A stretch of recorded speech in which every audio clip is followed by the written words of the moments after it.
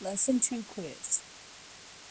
In a 1 meter square sample site, students identified 7 different types of consumers and 2 different types of producers.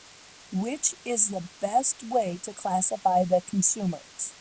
By the size, by how they move, by the types of food they ate, by the types of food they make.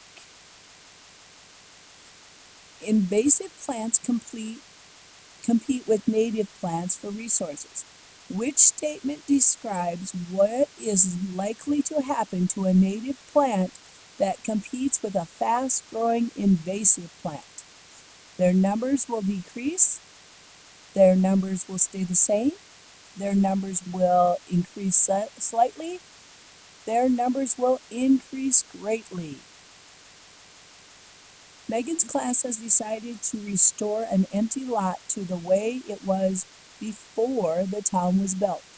Before they buy any plants or soil, what must they determine? The average annual rainfall, the factor that caused the plants to die, what natural predators were once nearby, what native plants used to live in the area.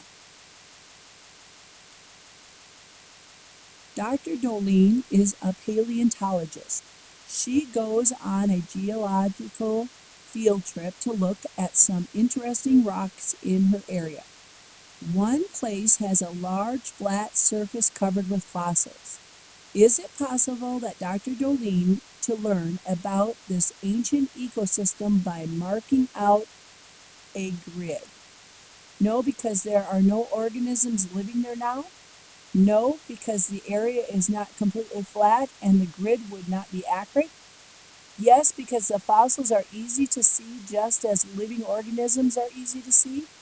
Yes, because the fossils in the rock represent the organisms that once lived there. Doreen is planting a garden along her house. The space she can plant is in half in the shade and half in the sun.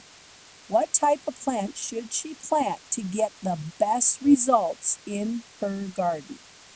Plants that are native to the area, plants that live in filtered or somewhat shady conditions, plants that are capable of living in both full sun and full shade, plants that live in sun for one side of the garden, and plants that live in shade for the other side of the garden. Okay, please submit your quiz on Schoology. Move on to lesson 3.